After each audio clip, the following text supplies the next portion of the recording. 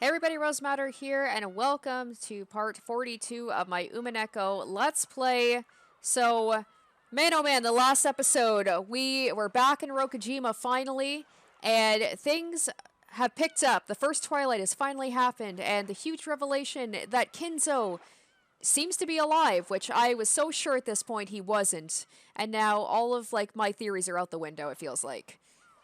And he brought some of his underlings with him. This is the first time I think we've ever seen Kinzo summon the Chester sisters, including a new one, and also I am blanking on the butler demon's name. Oh my gosh, I feel so bad that I can't remember what his name is. But so they all showed up and just killed 6 people, and the other ones have been absorbed in holes in the ground. What? So a lot of what the in the last episode, and I'm very excited to see what's going to happen with this one, because now we're kicking into high gear. So without further ado, let's get back into the story and see what happens next.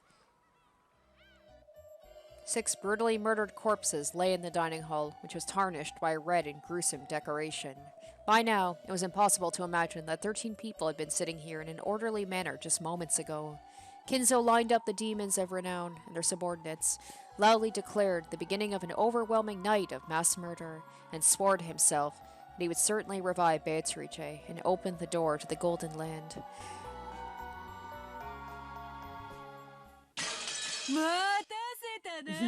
It's like she knows. She's like, I know this is what you guys have been waiting for. It's happening.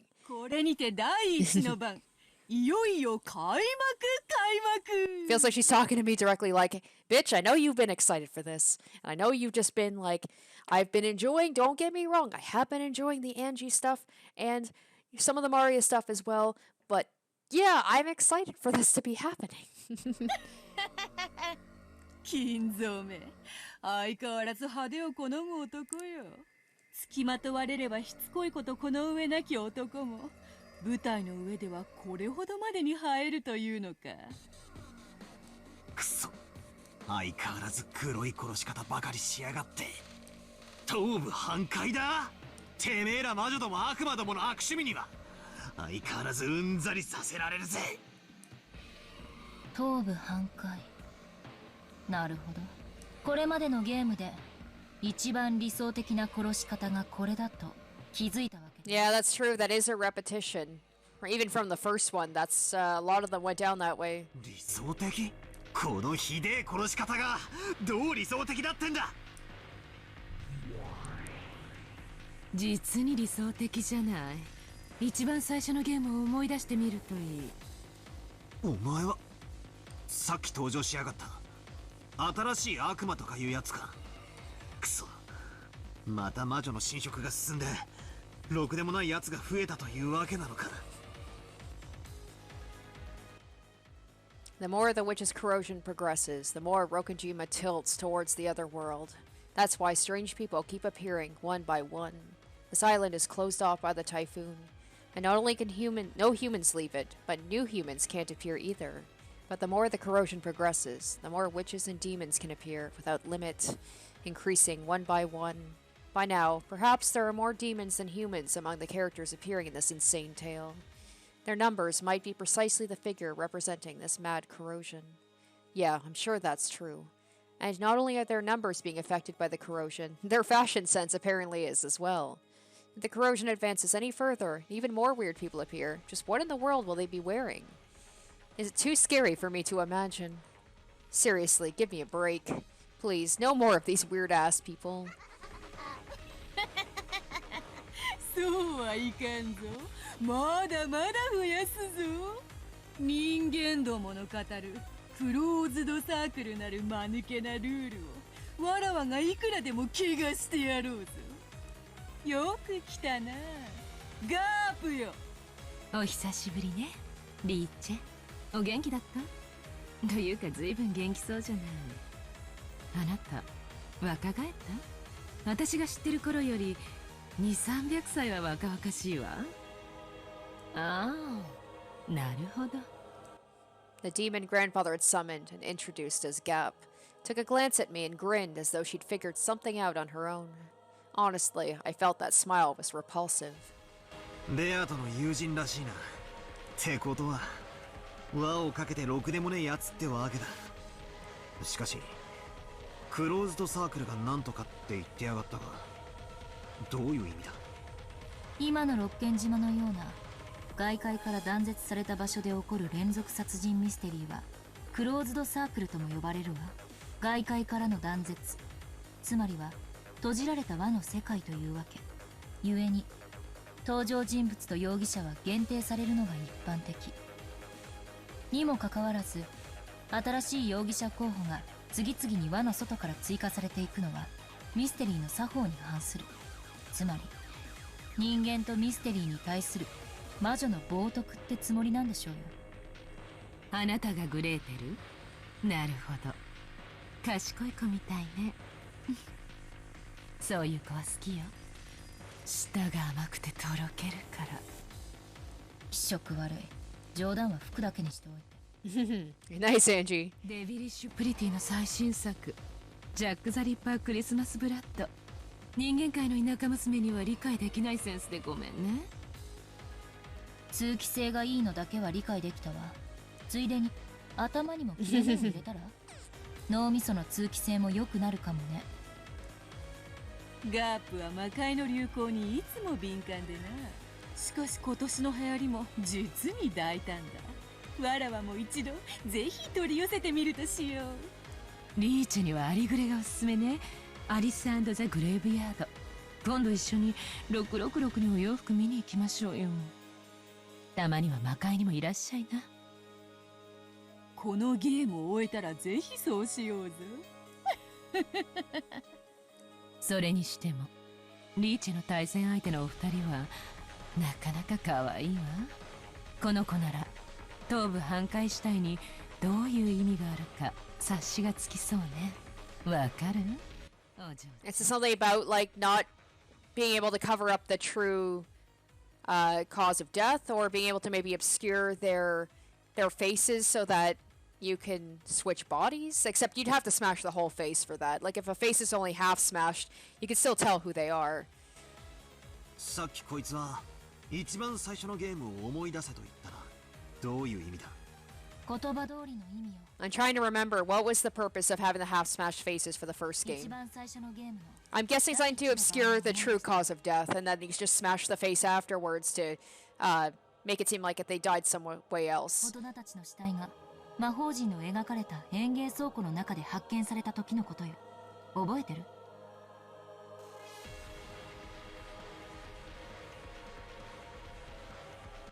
Episode 1, the first Twilight. That seems like forever ago, doesn't it? 6 people, Kraus, Rudolph, Kyrie, Rosa, Shannon, and Goda, had died, and each of them had had their head pulverized. あの時あそこには2種類の死体があったわ。それは顔面を粉砕された死体と側面を粉砕された死体の2種類。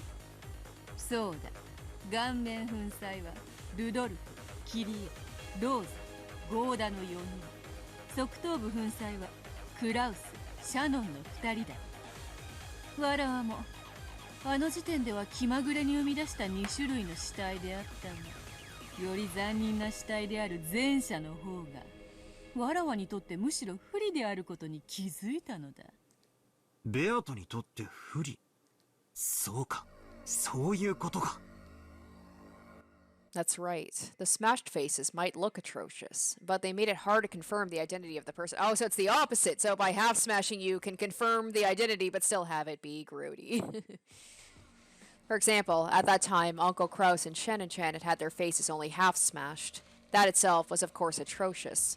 But because half of their faces remained, it was easy to confirm their identity. But Dad and the other 3 were different. Because his face had been completely destroyed, even I, his son, could only guess that it had to have been Dad because of his clothes and the like. In short, it remained unclear until the end whether that really was Dad's corpse. I see, yeah. It messes... Okay.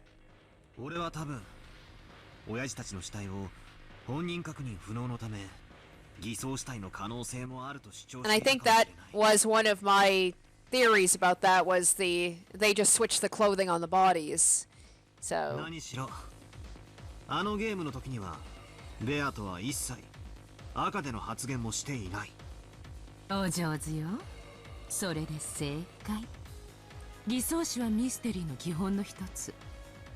たとえ医者に検証させたとしても、犯人とグルを疑われれば結果は信用できない。 Which I also said, Nanjo is in cahoots with this somehow, because he always manages to be left alive for at least a little while so that he can do his doctor thing. つまり And I don't think that that's a 確実な死 coincidence. を保証できない死体は常に魔女サイドを不利にするということ。あらゆる死体について偽装死を疑い、その後の事件の犯人に想定することができる。バトラの嫌う手だけど、魔女に対する最も初歩的な一手ね。It's funny, they're saying all these things that I have thought at some point during these games. ああ、そうだ。だからベアとは赤を使い出した。赤き真実で完璧な検証を行うようになったんだ。そういうことだ。本来ならばこの第一の番の惨劇に対し、わらわはすぐにでも赤き真実にてこの度の6人の死亡を確定させるところである。しかし知っての通り、今回のわらわの戦法はこれまでとは正反対に赤き真実の兵糧攻めといったところ。そなたが反撃の拠り所にしようとする以上、わらわは容易には赤を使わぬ。必要最低限の赤にてたった一箇所だけほころびさせればいい。つまりわらわは究極的に言えば、そなたのあらゆる密室の推理についてあらゆる暴言を許せども、そのうちの一つをたった一回の赤き真実にて打ち破るだけで良いわけだ。散々俺をいたぶってきやがったくせに、俺が反撃に使い出したら今度は引っ込めやがったってわけだ。ふざけやがってよ。とにかく赤を使いたくない。けっちりたい。バトラをいじめてやりたい。しかし赤を使わずに確実なる死を保証するにはどうすればよいのか。わらわは悩みに悩んだわけだ。そのアイデアをガープがくれた。実に簡単な方法だったのだ。当たり前なことを言ったらリーチがひらめいただけよ。私は誰にでも容易に身元の判別と完全なる死が理解できる死体を用意すればいいと言っただけ。つまりはその2つを合体させたわけよ。身元の判別に必要な顔と完全なる死の象徴である魂の器たる頭部の粉砕。 It's funny, in a lot of mystery stories, it would be the opposite, where they want to kind of, what's the word? Like, if you're trying to disguise who the person is who's murdered, they'd go out of their way to, like, make it so that you can't identify the body. With Beatrice, it's like she wants to make sure that he knows that these people are dead and exactly who they are. この2つを左右ぴったりきれいに合体させたら、あら不思議。この頭部半壊死体がパーフェクトであるという答えが出たわけだ。お前絶対2色パンとか2色アイスが好きだろ。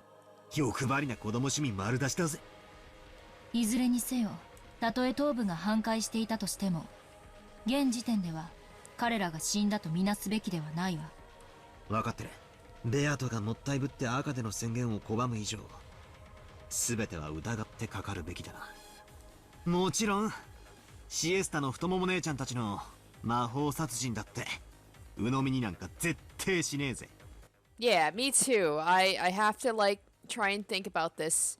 How could this have been done without the magic? Gotta see it from all points of view. Like, how could this have been done by a human?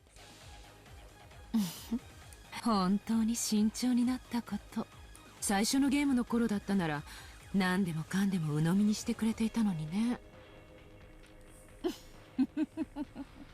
公的書はこうでなくては面白くないというものよ。今は赤がないことを幸いに、自由な想像を広げ、好きに推理を重ねるがいい。I will. That's what I do. I just come up with a bunch of crazy shit. I'm like, because one of them eventually is going to be right. 一番最後の一番おいしいところでバッサリと赤き真実にて叩き切ってくれようぞ。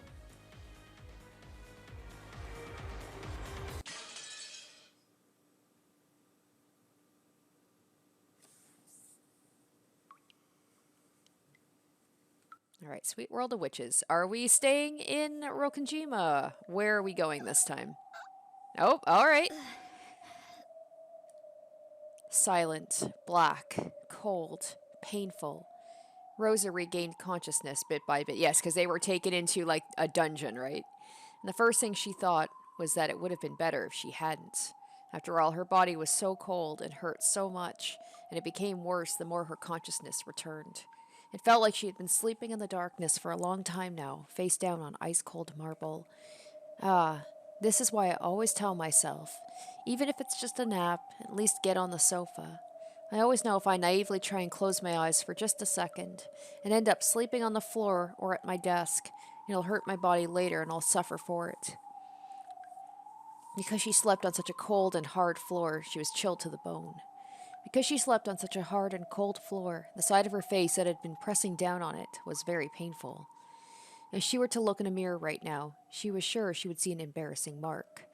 She didn't think that just by rubbing it, it would make that mark disappear. But she stroked the hurting side of her face for the first time being, trying to smooth it over. Oh, wait, they were like in the purgatory area, or wherever the heck this is. Where is this? This is interesting. Okay, this just gets more and more wild. So Kinzo is actually alive, question mark. I'll always put question marks next to everything. And somehow they've been transported to this, like, this area here that I'm gonna call purgatory because it makes it easier for me. She thought it was pitch black, but that appeared not to be the case. After all, she could faintly see her own body. Without a doubt, there was some source of light. But even when she looked up at the ceiling, or else the sky, there was only an expanse of blackness, and she couldn't see any such thing. Her body alone was slightly lit, whereas everything else was sunk in darkness. That's what this world was like. It was almost as though Rosa alone had been abandoned in a forgotten world. As her mind grew clearer, she started getting nervous about why she was all alone in a lonely place like this. When she was about to call out, asking if anyone was there, patter, patter, she heard footsteps coming towards her. They were light footsteps, so she thought it was probably a kid. So it's probably going to be Lambda Delta, most likely, or maybe Bernkastel. They didn't feel creepy to her, so she wasn't afraid. But they also weren't Maria's footsteps, so wondering who in the world would be in a darkness like this, she stared in the direction she could hear the footsteps from. As she did, a faint, approaching silhouette came into view.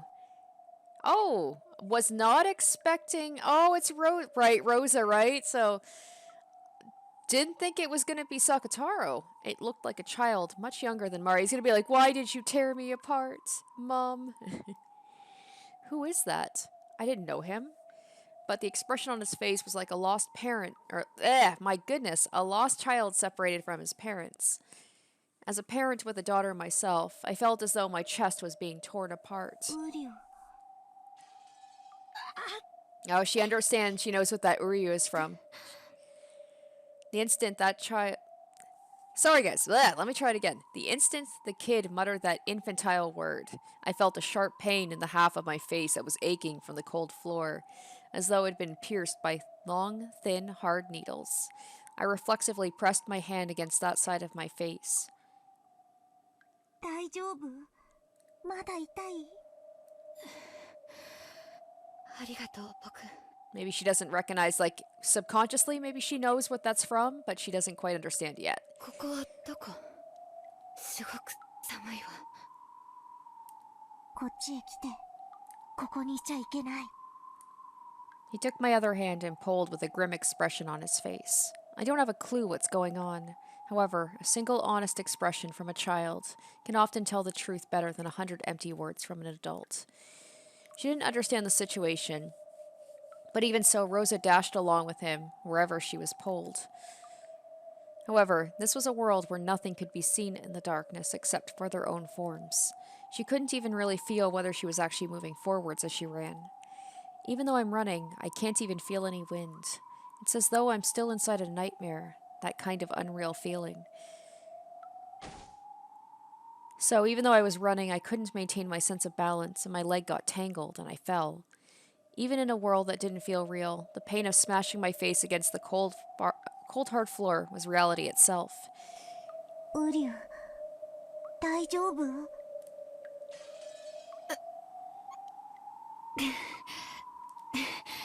ごめんなさいね。頭が痛むの。 When he said that infantile word Uryu, pain like being stuck with needles ran through my head again. Even though it only happened twice, I was somehow able to understand that his word was the cause of my pain. So I said it frankly. ごめんなさい。その、ウリュウという口癖をやめてもらえる？ウリュウ。 He's like, I literally can't, just like with Maria. ちょっと、やめてって言ってるでしょ。 Now don't go and hurt Sakataro like you did already. ごめんなさい。 This time I got the feeling that his words of apology made me feel a sharp pain in my forehead. This is like she's being guilt-tripped for like destroying Sakataro and hurting Maria. This is her comeuppance. I don't know. This is strange. This is very strange. What is this child? I know there's no malice in him, but when I'm around him, my head hurts. 大丈夫？早く行こう。ここは行っちゃダメ。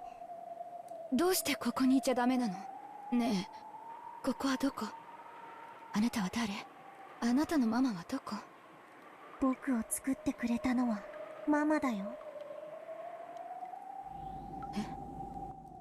He stared at me with round eyes. This kid's mama is me? Who is he? Who is this kid? I don't remember at all. 僕のこと忘れちゃった。ママが僕を作ったんだよ。ちょっと冗談はやめて。私の子供はマリアだけよ。そう。マリアはどこ？マリアはどこなの？マリア！ I suddenly grew uneasy about Maria not being there. Why am I all alone in a place like this? Where's Maria? Maria being there for me is the only thing that keeps me together. マリアはいるけど、今はマリアじゃない。今は会わない方がいいの。その方がママのためだし。Whoa, okay. マリアのためなの。マリアのためにも逃げて。What the hell? 何を言ってるの？マリアはどこ？マリア！返事をして！マリアに見つかっちゃう。早くこっちに来て、ママ！ He pulled my hand again. He was probably pulling me in the opposite direction from Maria. So I stopped in my tracks. 話してよ。大体あなたは誰よ？あなたにママなんて言われる覚えはないわよ。僕を作ってくれたのはママだよ。忘れちゃったの？ Just say your name is Sakataro and she'll have a little bit more understanding. マリアのバースデープレゼント Okay, there を we する go. ために僕を手作りしてくれたの。忘れちゃったの？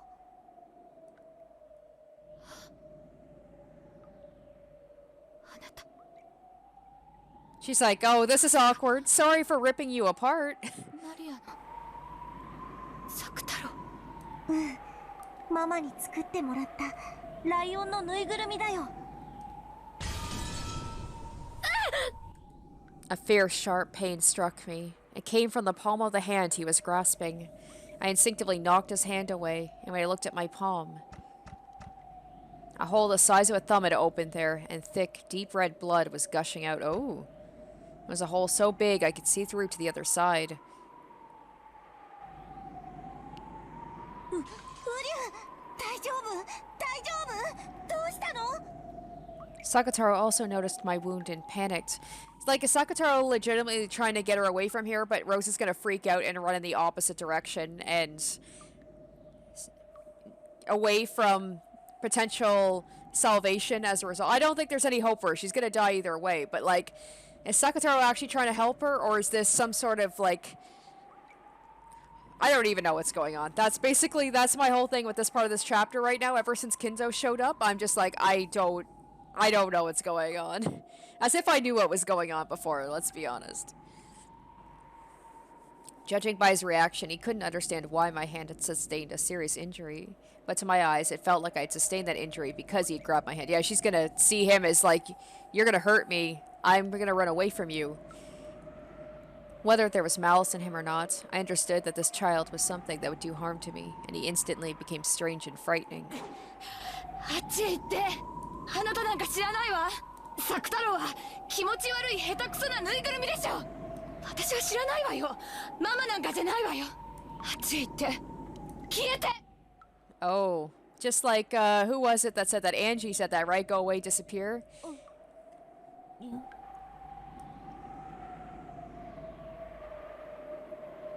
Slowly, the base of Sakataro's neck tore in a horizontal line. Oh, it gaped open, and the pitch blackness inside him peeked out. There was no gushing of blood, only an endlessly empty blackness. This is like the worst nightmare ever. Oh. And then from the inside of the gash, cotton snow poured out, and he slumped over, scattering bits of cotton about. All that remained there was crumpled yellow cloth and bits of cotton that looked like sticky, crushed cotton candy.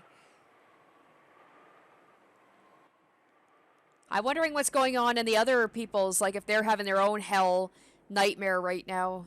I'd like to see all the characters, it's like their worst fears are kind of being brought to reality in this world. A lion stuffed animal.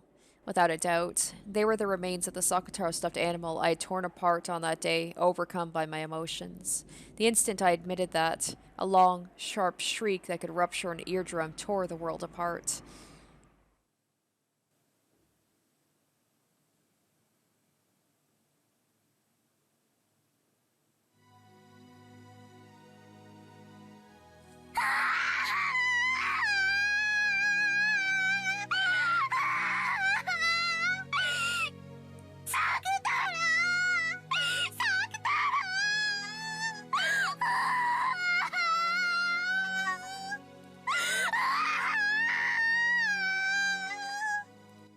Like a flood from a broken dam or like a broken TV, Mario wailed in a high-pitched voice. Mario's voice, which made the ears throb, brought up two emotions. The first was regret. I let my emotions get the better of me and committed a terrible mistake. A mother's desire to kneel down right away, hold Maria's head, cry with her, and apologize. And, in fact, I did that right away. I held Maria's head and apologized in tears for what I'd done. But the other emotion is probably just like that sound that people get when they hear a child crying that's not their own and be like, oh my god, please stop. Like, please, that's so annoying. But Maria didn't stop crying. On the contrary, she rejected me, the one who had torn her closest friend apart, and pushed me away forcefully with both hands.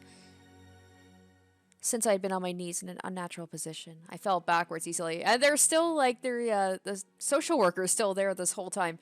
I want to know the aftermath of what happened here. Like, everybody was saying that Rosa needs money to basically keep the CPS off of her back, and that's one of the reasons why she needs money so much. But I want to know, like, is that actually the truth? Are people just saying that jokingly? Or, like, what happened after this whole incident? I find it hard to believe she never got another visit from social services again after this. Like, she literally attacked a social worker. Maria scraped together the yellow scraps of cloth and cotton bits, buried her face in them, and cried even more. Watching that, the other emotion welled up. It welled up rapidly, anger, and then burst. I mean, she won't come around even when I apologize. There's nothing I can do now anyway, and it's all Maria's fault in the first place. I mean, she can't make any friends because since she's forever taken up with that make-believe stuffed animal thing, that's why she's treated like a weirdo. And, you know, this is a good opportunity for instructive guidance. It's not like I was pampered all the time myself. This is the whole thing about this, like, the overarching thing is it's just like, the abuse and the lingering negative emotions that they experience as a kid. It's that cycle of abuse. They're bringing it down on their own children. And it's just like, until someone breaks the cycle, it's never going to end. Because, like, Rosa didn't learn how to deal with her feelings. And she was brought up in a shitty, abusive home. You know, she's bringing that down. And then if Maria has a kid, Is that going to happen as well? It's just not going to stop. It's really sad. Like, I know I was going off on Rosa before, but I do understand, you know, it's just... You can't not be a little bit messed up when you have a childhood like that, but it's still frustrating to see from an outside perspective. You just like, Rosa, you just want her to do better. Things eventually break, are stolen, are broken. Even I had lots of toys and treasures stolen, broken, made fun of, and thrown away by my brothers and sisters and father and mother. Because people made really good points. Like, Rosa and Maria are actually very similar in that they have a hard time with their dealing with their emotions in a healthy way. But though I might have cried about that, though I might have shed a few tears, not once did I sob like this and trouble my parents, throw in a tantrum, get in a terrible mood, pound and kick the floor, and make a horrible racket. I always wanted to, but I thought I'd get in more trouble if I did, so I always held it in. It's because I held it in that I was able to become the wonderful adult I am now. Oh, Jesus. Oh, boy. I don't think Rosa believes that for a moment. Suddenly, I felt something strangely missing. The same feeling as when you use a tool recklessly and it finally breaks, so you're left holding only the base. Was that like her sanity shattering? But I hadn't been using a tool. I had been using my own two hands to hit Maria's head repeatedly. Oh, shit. I was thinking about that. I'm like, where's that blood coming from? Don't tell me she's hitting Maria right now. So I looked at my hands. From my wrist onward, my hands had snapped off, cracked off, and were gone. Oh my goodness, this is... Wow, as though only those parts of my arms had become ceramic. Wow, no, everything beyond my wrist literally become ceramic at some point, and had broken and fallen. Cracks had formed in them because I'd hit Maria too much, and they'd fallen off. Look, see? Aren't those my hands there, lying smashed by my feet? This is crazy. There was no pain, but the shocking sight of both my hands breaking off at the wrists made me scream.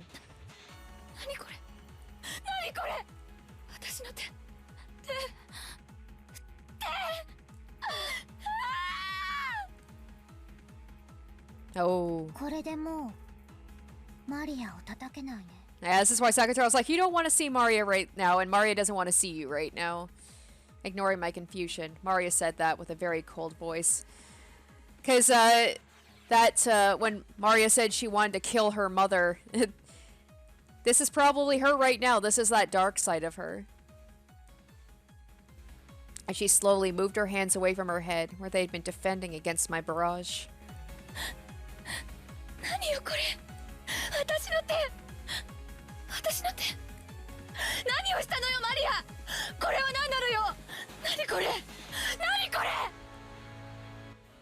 A black silhouette was suddenly standing behind Maria. It was the silhouette of an adult. Who? Yes.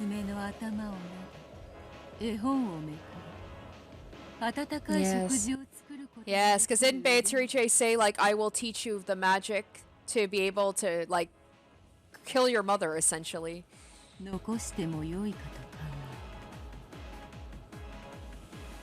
Mama はマリアの頭を撫でるより絵本なんかめくってくれない。ご飯だって作ってくれない。マリアが自分で買いに行くの。でも同じお店に何度も行っちゃいけないし、顔を覚えられてもいけない。おまわりさんに話しかけてもいけない。なんで？どうして？マリアが悪いの？マリアはママに撫でてもらったり、絵本を読んでもらったり、一緒にご飯を食べたりしちゃいけないの？どうして？どうして？マリア悪くないよ。マリア悪くない。ママが悪い。ママが悪い。I'm kind of on Maria's side for this, not gonna lie. ママは一緒に遊んでくれないけど、サク太郎は一緒に遊んでくれた。本も読んでくれた。テレビも見てくれた。一緒にご飯も食べてくれた。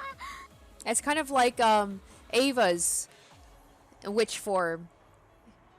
But like I understand Maria's position more than like Ava Torice, don't get me wrong, she was She was a good character, but oh, I did not like her. But with Maria, it's like because we know more about her, like I understand where her pain is coming from and where her need to hurt people is coming from a little bit more, and I empathize with it more. I'm just like, what is she gonna do to Rosa? I'm kind of excited, and I feel bad for saying that, but at the same time, not really. ママよりもっともっと大切な友達だったのに。悪かったと思ってるわ。でも仕方ないでしょ。ママは仕事で忙しいのよ。仕事で。ママの仕事が忙しいのは知ってるでしょ。仕方ないのよ。仕方ない。そうだ。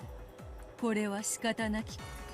そなたの娘が傷つき、心を引き裂かれ、涙に血を浮かべることさえ、これは仕方なき。 Yeah, okay, so whoever this Beatrice is, I'm assuming she knows. Like, she obviously does care about Maria, whoever this Beatrice, whether it's a human or a witch, obviously cares about Maria. So, this feels more personal. Like, Beatrice, I feel like she doesn't really... She does the murders for the epitaph, but I feel like with Rosa, it's a little bit more personal because she hurt Maria, and Beatrice seems to be very protective of her. なれば今この場にてこのようなることになるもまた全ては仕方なきこと。さあマリ、母を名乗った女の言い分は以上だぞ。許せるかいいな。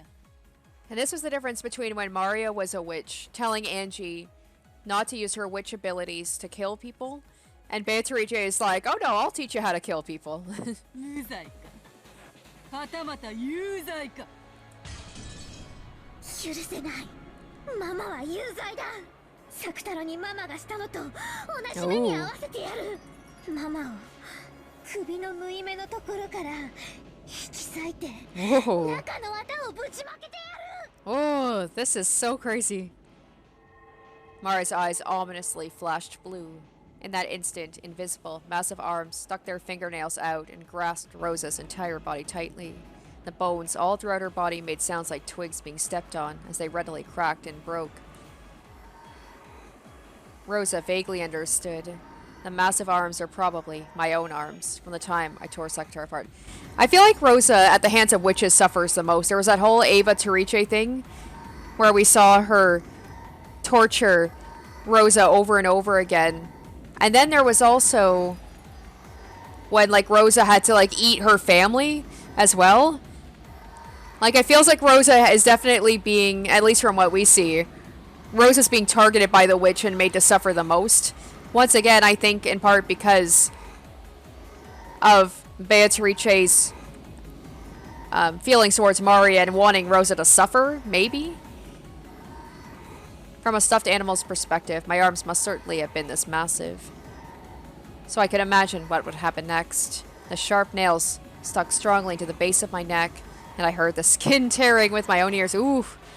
Oof! Then watched over by the two witches, Rosa's flesh was split in two, top and bottom. When Sakataro had been torn apart, bits of cotton had flown about like snowflakes. But in Rosa's case, something like thick black tar came out, filthily flying all over the place. There wasn't even a trace of the red of blood. It was something black, filthy, and thick. It was probably what a bloodless, hairless human kept inside their body instead. Wow. これはすごい。醜い。 Beatrice is like, I'm so proud of you, honey. なんと汚らわしき中身か。見事であったぞ。 She is. She's so proud of her. さあどうか。そなたの復讐は Or are you going to be like Ava これに Torice? て十分か。 And are you just going to revive her to torture her over and over again? そなたは母を許せるか否か。無罪か有罪か。許せない。 Oh, she is too. まだまだ許せない。 Wow. Beatrice brandished her pipe wand, and a surge of gold butterflies regenerated Rosa's broken body instant. Rose is the only one this seems to happen to, where it's like she's just made... Well, you know what? Ava Torice did say she was going to do that with the other people, too, where she was going to, like, revive them and kill them over and over again for fun.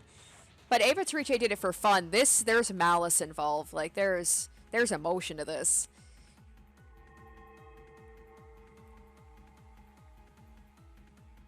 Yeah, Beatrice was the one who did that to Rosa, didn't she? Where she...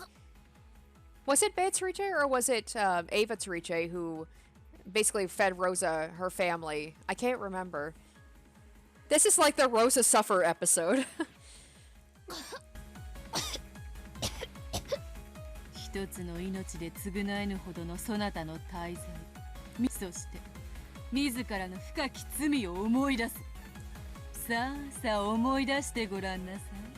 そなたがどれほどの罪を犯した。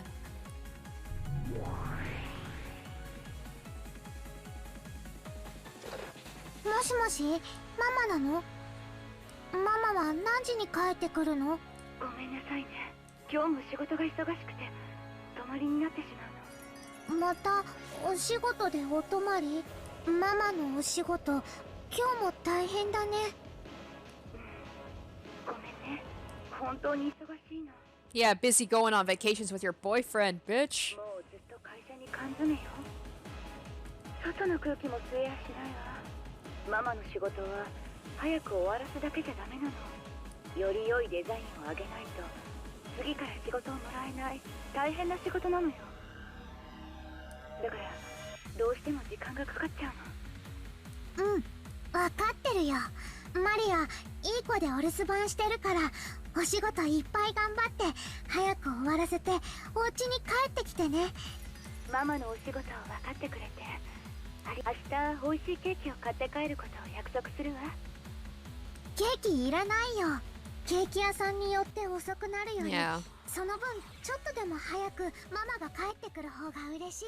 It's one of those situations where it seems like parents think that they can just buy their kids love, and that might work in the short term. But yeah, as a whole thing about like kids don't really care about the items as much as they just want you around.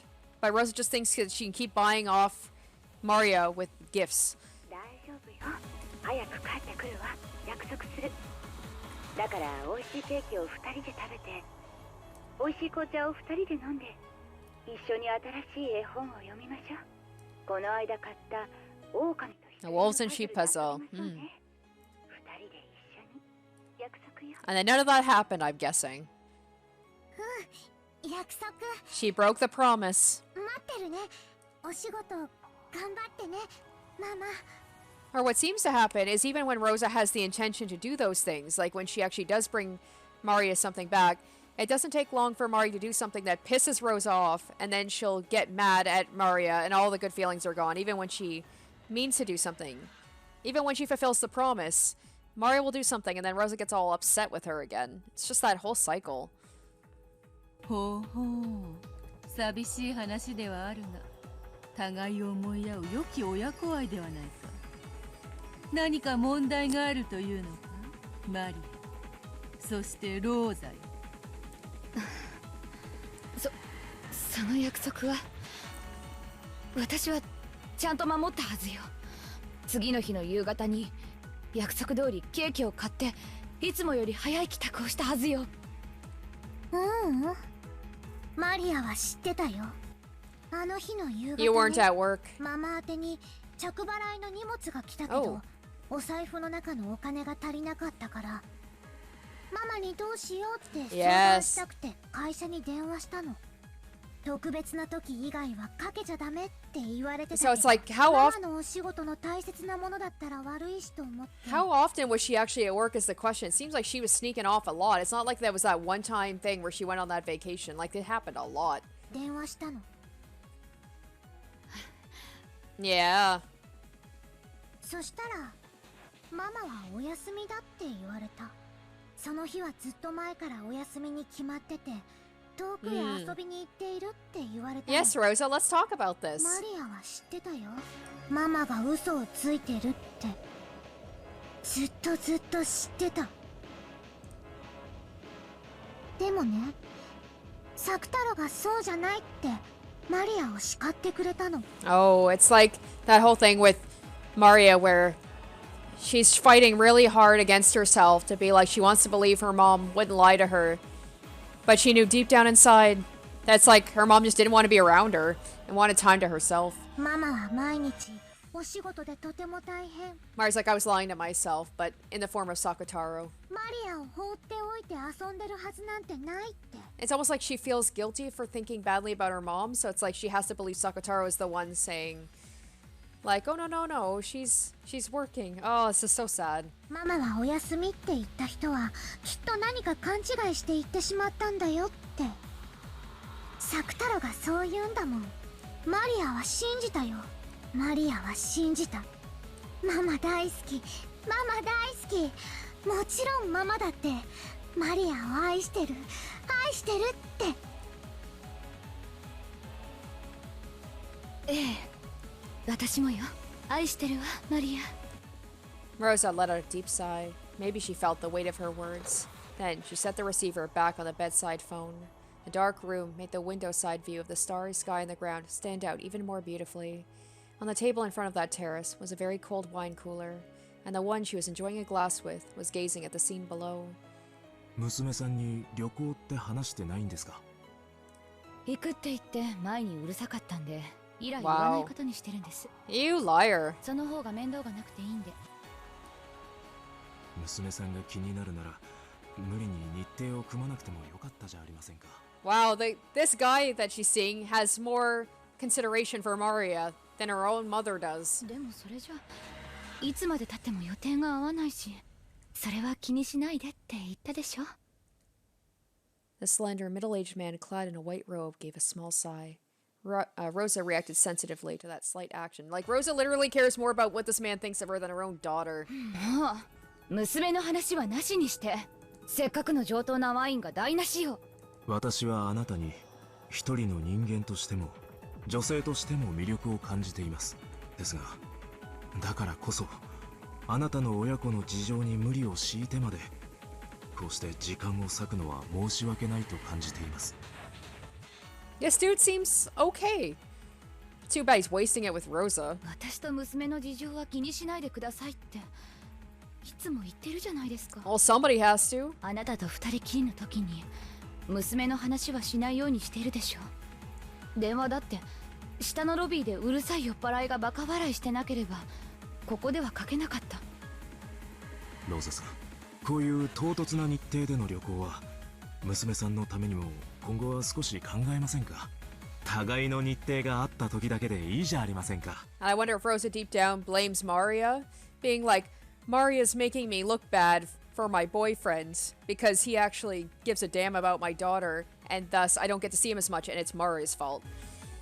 それじゃ全然日程が合わないじゃないですか。私はいつだって一緒にいたいのに。それは子供の恋愛の仕方です。大人同士の恋愛はもう少しストイックであるべきですよ。ローザさんと一緒にいられる時間が長く取れないことは僕も寂しいです。ですがその限られた時間と機会で僕たちは十分に大人の恋 Although I 愛を wonder if 楽し this めてい guy, ると思いますよ。I wonder if the reason why they have limited scheduling too is maybe this guy has like a family and he's cheating on her. So maybe he's not such a stand-up guy after all, but he's definitely being better than Rosa in this case. And I guess it kind of like shows Rosa's like immaturity as well.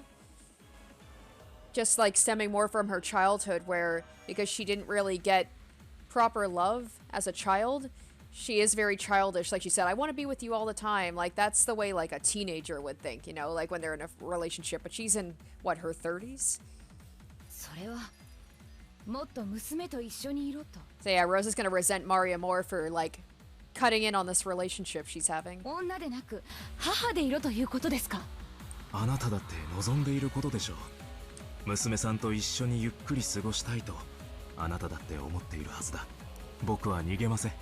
僕との時間を優先するために娘さんを犠牲にするのは気の毒だと申し上げたいのです。奥さんとのより Yes! 戻したんですか。 I called it. I called it. It's like, it's not so much... Okay, so maybe it's not so much that he's like, he's caring about Maria. It's like, oh, I can't see you as much because of this, but I'm using it as the excuse to be like, oh no, spend more time with your daughter. We don't have to see each other as much, so you spend more time with your daughter.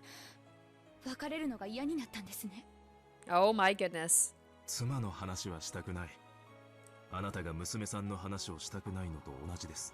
子連れの女は面倒だって思ったんでしょう。 Oh, here comes the resentment towards Maria. そんなこと今までに一度も言ったことはありませんよ。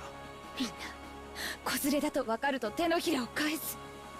あの子の養育費は気にしなくていいからと言ってもみんな手のひらを返す。あなたは娘のことを理解してくれてると思ったのに、やっぱり子連れだと嫌なんですね。そうは言っていません。ローザさんのことを嫌いになってなどいませんよ。私が言いたいのは、娘さんをもっと大事にしなさい。あなた自身もそれを望んでいるはずだ。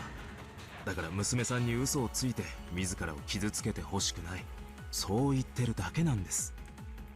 嘘つき。私のことが面倒になっただけ。そうでしょ。そんなことは言っていない。 And here comes Rosa being childish now. いいえ、わかるの。私にはわかるわ。あの子を理由に何度も捨てられた私だからわかるの。雰囲気でわかるわ。そうよ、あなたもそう。他の男たちと一緒。子連れの女は嫌なのよ。バツイチは嫌なのよ。面倒なのよ。知らない男と作った子供の親になんかなりたくないんでしょ。ええ、そうよね。その気持ちすっごいわかるわ。子連れの男と付き合ったことがあるけど、その気持ちすっごいわかったの。だから娘を理解してくれるあなたとなら一緒になれるって信じたのに。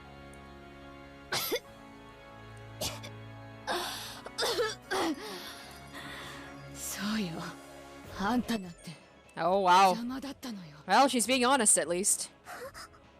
あんたさえいなければ私はとっくに女としての幸せをつかめたのよ。あんたの存在が私の幸せをいつも邪魔するのよ。 Oh, 私だって wow. なんか産みたく Well, なかった all right, we're laying all the cards on the table right now. いいえ、違うわ。あんたと一緒に幸せな家庭を築けたらと思ったわよ。でもあんたが生まれる直前にあいつは蒸発したわ。私と温かい家庭を築くと言って私を騙し、永遠に私の前から消え去ったわ。残ったのはあんただけ。愛も思い出も何もない。あの男は今どこへ。私との日々を温かな思い出に勝手に変えて新しい恋人に出会ったかもしれない。そして今度こそ幸せな家庭を築けたかもしれない。そして私はあんたがいる。 Oof. 恋も探せない。男は好きに女を渡り歩いて武勇伝気取りなのに、女にはあんたがいる。あんたという重しがいるのよ。あんたのせいで私は恋を探せない。愛が得られない。一人で生きていくしかない。いいえ、それさえも許されてないわ。私には一人で酔いつぶれたい夜さえ許されていない。あんたは誰？何者？私の人生を台無しにして私の新しい人生さえ許してくれないあんたは私の人生の何者なのよ。死ね。 Oof. 消えろ。あんたなんか生まれてきた時から大嫌い。 Wow. あんたがお腹の中にいた頃から大嫌いだった。 Damn. And yet at the same time, she says that Maria is the only thing that keeps her together. Oof. それを What conflicting 前向き feelings. に受け入れようと頑張って良き母を演じてきたわ。私は頑張った。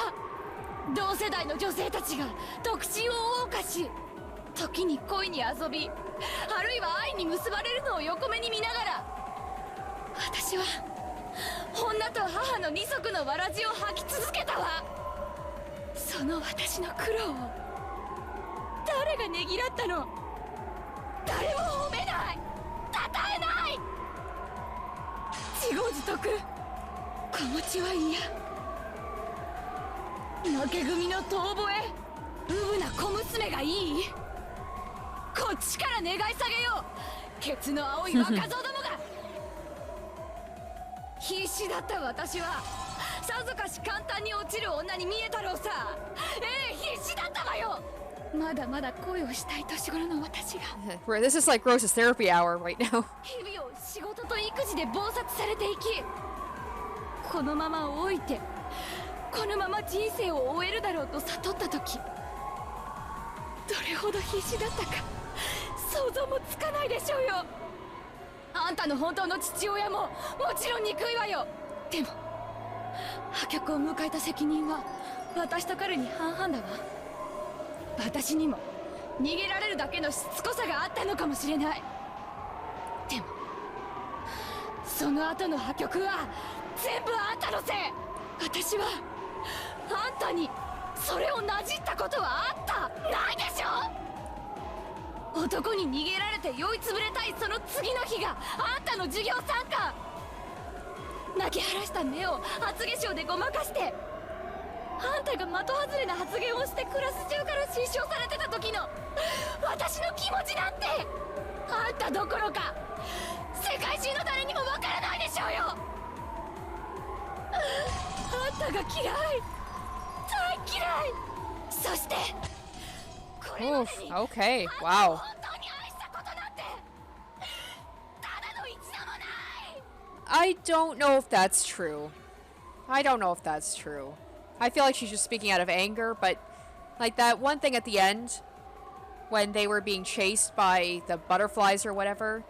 I mean, yes, Rosa did have that moment where she wanted to grab the gold and leave Maria behind, but she did go back and she did defend Maria at the cost of her own life. So I'm not going to say Rosa doesn't love Maria at all, but there's, yeah, obviously there's a lot of complicated emotions.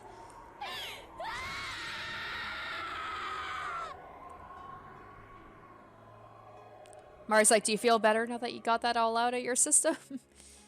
Maria's face was frozen. If words really were blades, Maria's whole body would probably have been stained red with fresh blood by now, even after gaining the power of a witch and resolving herself to take revenge for Sakataro.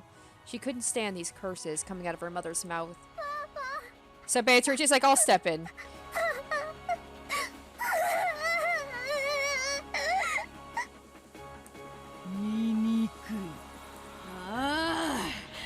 情欲に溺れた女のなんと醜きことか。これがこの女の本性よ。邪悪を極めし千年の魔女のわらわとて見るに耐えぬことこの上なし。ああマリアよ、今こそ決別の時。そなたの母を名乗った醜き肉の塊を打ち砕け。そなたの無垢なる魂が親子なる鎖にてこれ以上束縛される意味はなし。自らの魂を自らの手で今こそ解放せよ。そなたは自らを守る牙と爪を今こそ手に入れたのだ。Oh. マリアを苦しめてきた日々を今こそ思い知らせてやる。苦しみの日々を今こそ復讐してやる。 So this is Maria admitting to herself that she wasn't happy as much maybe as she likes to think she was. その私を苦しめてきたのはあんたじゃない。私が復讐したいくらいよ。あんたが生まれる前にそうすればよかった。 Whoa. Are they gonna fight each other right now? あんたなんか産まなければよかった。消えてしまえ。うわ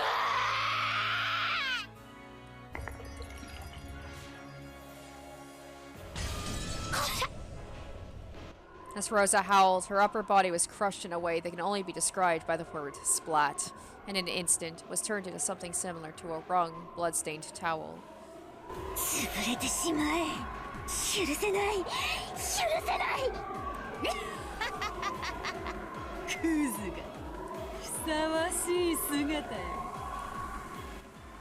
Even though everything from Rosa's waist downwards was upright as normal, the upper half of her body alone was crushed.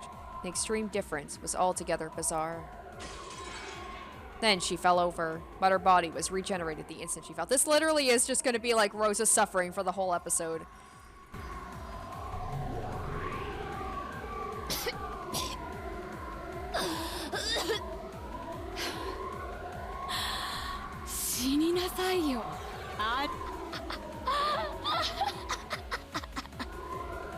Sa さあマリア、そなたの怒りと悲しみ、この今こそ復讐の時、怒りと悲しみの生産の時、ぶつけろ、吐き出せ。そなたの胸に打ち込まれたくさびをすべて押し出し跳ね返せ。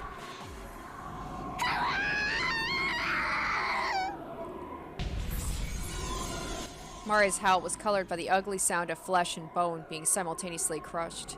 As Rosa, who had foully insulted Maria, lay spread-eagled, a neat, perfectly circular area of her chest was squashed into a pulp, as though it had been trampled by an invisible elephant. Her heart and her lungs and her ribs were trampled so mercilessly they were completely indistinguishable. That might have symbolized the pain in Maria's heart until today. さあマリア、そなたの気はこれで晴れたの。母の罪が許せるか否か。無罪有罪か。許せない。まだまだ全然許せない。ママは有罪だ。有罪有罪有罪。許せない。無論だとも。そなたの苦渋の日々がこの程度の罰で見合ってなるものか。思い知るがいいローザ。さあさあ思い出してごらんなさい。そなたがどんな姿をしていたのか。殺されるためによみがえれ。己が罪を見そぐために殺されよ。何度でも。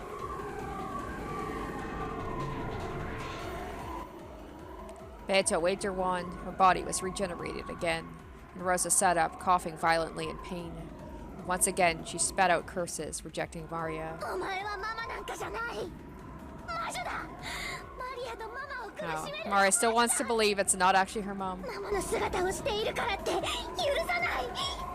許さない。魔女はあんたでしょ。気持ち悪い本ばかり読んで魔女ごっこにかぶれて消えるのはあんたの方よ。あんたのせいで私まで変わり者扱い。あんたのせいであんたのせいで。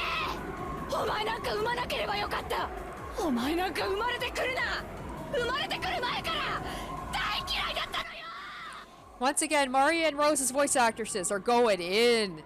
This must have hurt their lungs after, man. All the screaming.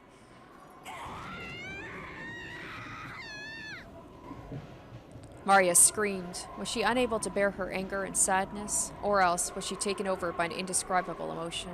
It was surely a cry of hopelessness. And yet, this was the reality that had to be accepted. Even Maria knew. She had known she was thought of as a nuisance. But even though she knew it, she did not believe it.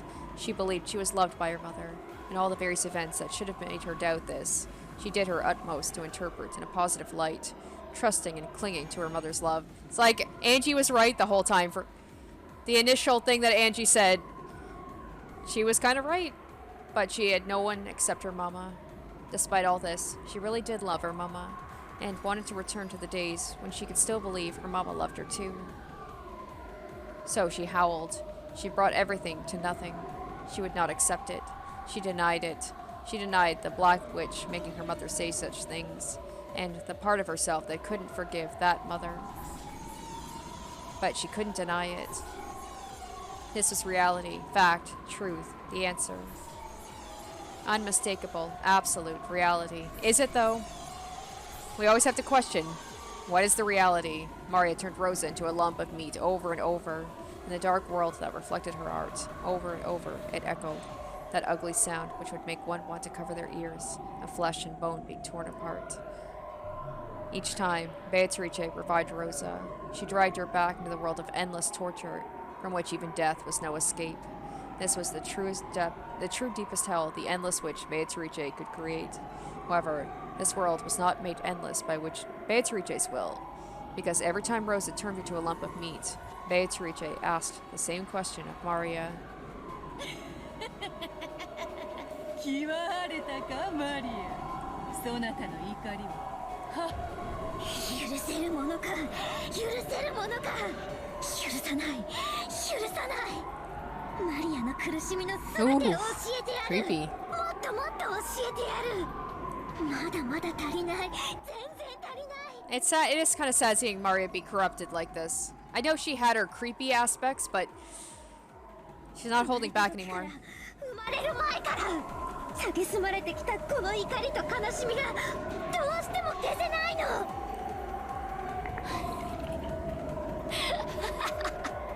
あんたなんか大嫌い大嫌い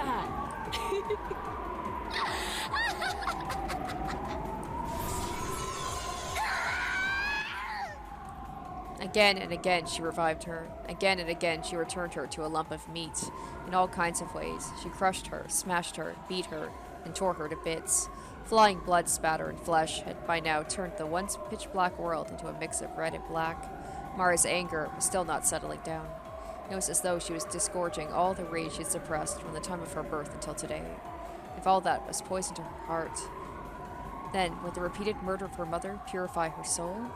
Could these pointless atrocities save her soul, even just a little bit? The endless torture might have started serving as a slight diversion from her sad, unrewarded life. After all, it seemed she'd finally been able to regain her smile. Oh! Ooh! She's giving me Ava Toriche vibes. Ooh! Creepy. 私の痛みがこの程度ではないことをどうしたの？もう笑わないの？笑ってみせろよ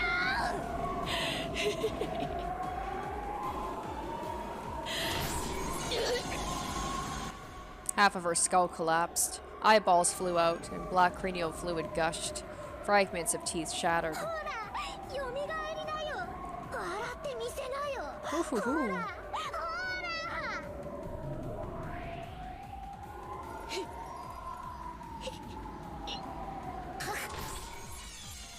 Her whole chest, along with her ribs, turned inside out, spewing her filthy innards everywhere around her. All of them writhed, looking like some kind of foul creature. ほらほらほら。よみがえって。まだ笑える？まだ笑える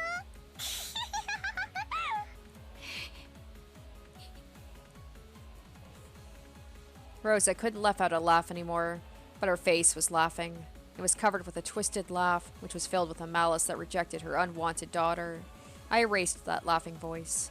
Next, I'll erase that laughing face. I'll erase it. I'll crush it. I'll tear it to bits. Ooh! Ooh! That is legitimately, like, hard to look at. Oh, just when I thought she couldn't get any creepier. Oh, I hate that. Oh my goodness. どうしたのママ？起きてよ。絵本を読んでよ。お散歩に行こうよ。 I kind of, like, not want to look at that anymore. 愛してるって言ってよ。次の日曜日の約束をしようよ。お買い物に行こう。映画に行こう。そしてその約束をどうせ破るんだよ。 Oh, she sounds so... Oh, Maria, you got very interesting. 楽しいねママ。楽しいね。マリアは今ママと遊んでるんだね。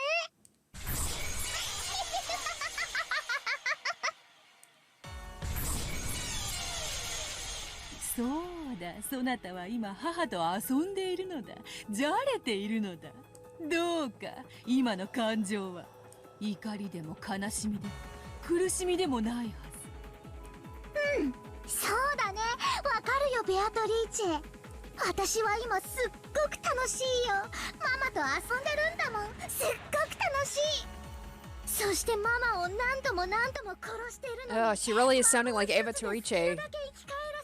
Like she's having fun with us, but the difference is that Maria wouldn't be like this with anybody else but her mom. おもちゃは壊したら直せないから大事にした。でも治るおもちゃなら何度でも壊したい。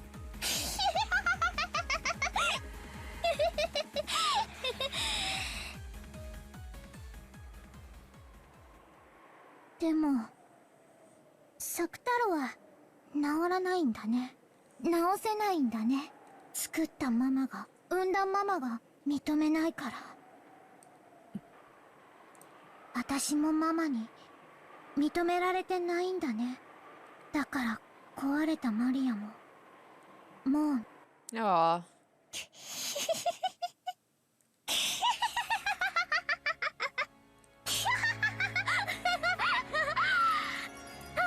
楽しいな。楽しいよママ。こんなにも楽しくなったらなぜかママが許せる気がしてきたの。ねえベアト、これはとっても不思議な感情。どうしてマリアはママを許せる気持ちになってきたの？それは生き死にを自由にできる力を得た魔女のみがたどり着く達観の境地。いつでも殺せる。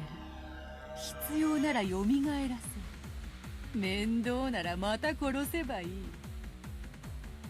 それをいつでも指一本鳴らすだけでできることを知ったなら、人の世のざれ言などその全ては聞き流すに等しい虫の声いいかよ。そなたに母を許そうという感情が芽生えたのは、そなたが母の愛に目覚めたからではない。そなたが今こそ真の魔女の世界の入り口に立ったからだ。ようこそマリア、深淵なる、そして甘美なる魔女の世界へ。なったんだ。マリアはもうマリアじゃない。まだ見習いかもしれないけれど、人間の世界を超えた。私はもう原初の魔女見習いマリアなんだ。もう私は何も悔しくない、悲しくない。ママ、許してあげるよ。きっと私はママを許せる。もうちょっとしたら許せると思うの。だって魔女だから。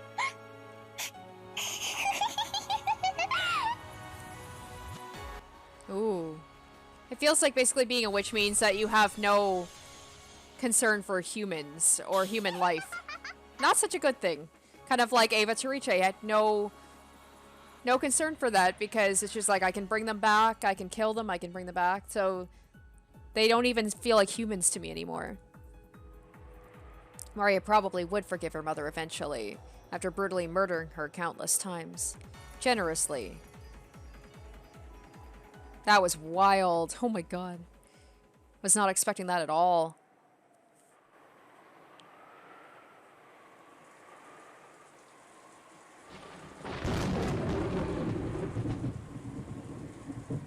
Oh, でけえな、今の落雷は。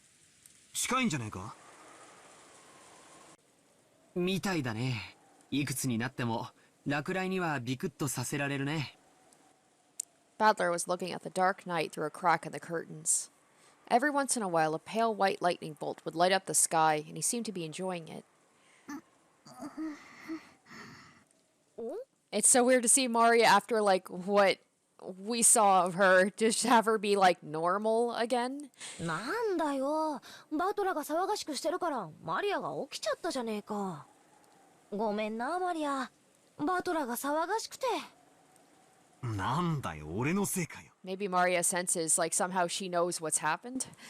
悪いな、マリア。寝てていいぞ。おやすみな。 Maria was looking a little bit hazy with drowsy eyes. Maybe she's like, we gotta go to the mansion, something's happened. She was probably still half asleep and couldn't think straight. もういい。寝ない。いいから寝てろって。まだ寝ぼけてるぜ。寝ぼけてない。なんだよ、もろに寝ぼけてるじゃねえか。 It's almost like, it's not like she was sleeping, it's like she was in a haze of being in this other world, and, like, did she somehow see herself do what she did to her mother? I'm still so confused about how all this works and how this all fits together. 寝てろおい。寝ぼけてない。寝ぼけて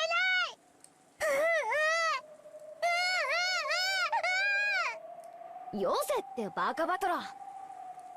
もう寝起きのこの機嫌を悪くするなんてバカだな。I think she's in a bad mood for another reason. 寝ぼけてない。寝ぼけてない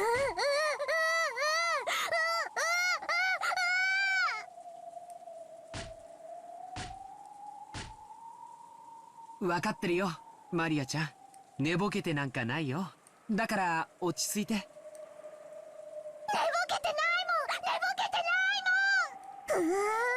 I think I prefer creepy Maria over just Maria throwing a tantrum. I think she's having, like, did she have a nightmare about what she did and that's why she's freaking out? Maybe it was because of her dubious mental state after waking up, but Maria suddenly threw a tantrum. Yeah, this is definitely not just waking up from a sleep. It's like she knew what her mother said and she knew what her other self did to her mother. Maybe? I don't know. In Badler's mind, he had only been teasing her a little bit, so he was taken aback by this extreme overreaction. George hugged her and held her head, trying to calm her down, but Maria's tantrum wasn't quelled easily. Badler and Jessica were trying to push the blame on each other, saying, "It's your fault. It's your fault too." こら、二人とも静かにして。ジェシカちゃん、ポットにまだお湯があったよね。お茶でも入れてあげてくれる？落ち着いた？マリアちゃん。He's really good with her. If Maria had had a parent like George, she would have been so much better off. It looked like her tantrum was dying down bit by bit, but she was still glaring at Badler, who had made fun of her with sharp eyes. バトラー君もふざけて言っただけなんだよ。マリアちゃんが寝ぼけてるなんて思ってないよ。だから落ち着いて。ね。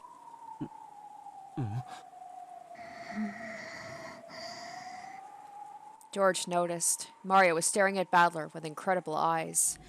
Ooh, and despite having just displayed all that emotion, she laughed in a small voice. We got the return of creepy Maria in full force this episode. Instead of a laugh, it seemed more like she was muttering while savoring, or else counting each he.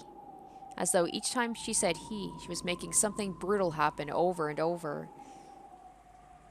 Oh, okay. George felt something creepy for a split second, but he wasn't able to notice the madness that, for a brief moment, peeked out of the depths of the girl's eyes. After remaining spaced out for a short period of time, Maria stopped her bizarre quiet laugh and pushed George's arm aside as though telling him to let her go. Oh, 許す。そう。 Oh, now she's in the forgiving thing, right? Because now she's achieved witch status, so she's like, I'll forgive everybody because I'm a witch and I have all this power. マリアちゃんは偉いな。バトラ君、マリアちゃんが許してくれたよ。仲直りして。It almost feels worse when she forgives you. It's almost creepier. ああ、悪いな、からかって。許してくれ。ほら、マリア、仲直りの印にカフェオレ作ってやったぜ。砂糖いっぱい入ってるから甘いぜ。いらない。でも許すよ。魔女だからね。Yep, she's full witch now. One more time, Maria laughed in a creepy, quiet voice. But it was only for a very short time, so Badler and Jessica didn't think much of it. They decided to think that, probably, it had only looked that way for an instant when a flash of lightning lit up her cheek with a pale white light. Okay. When are they going to get to the mansion and see everything that happened? Oh, here we go. Then they heard the sound of a loud and hasty footsteps rushing towards them from the hall. It was already about 10:30 at night. Yeah, the people who survived, right, are probably going to check up on the kids. A time that could safely be called late at night. Hearing footsteps like that at this time was not very peaceful. Then, along with a clearly disquieting and wild series of knocks, they heard Goda and Kumasawa's voices. That clearly told them this was an abnormal situation. Oh, that's right. They made it, didn't they? They escaped out of the, Yes, no one else would be able to get them because the other ones got taken to wherever this dungeon is, this purgatory place. And Goda and Kumasawa were the only ones who actually managed to make it out. ゴーダでございます。熊沢でございますよ。どうしたものやら、どうしたものやら。 When George opened the door, the two of them tumbled in, sopping wet. It looked like they had dashed here from the mansion without an umbrella. どうしたんだよ、二人とも。何があったんだ？それが、親方様が、旦那様が、皆様方が。 See, this is hard for me. I want to believe this is like human, but how is Goda and Kumasawa? We can see them in talking to the kids. So they saw what happened. They managed to actually make it out alive for now. So they saw what happened. How are they going to explain this?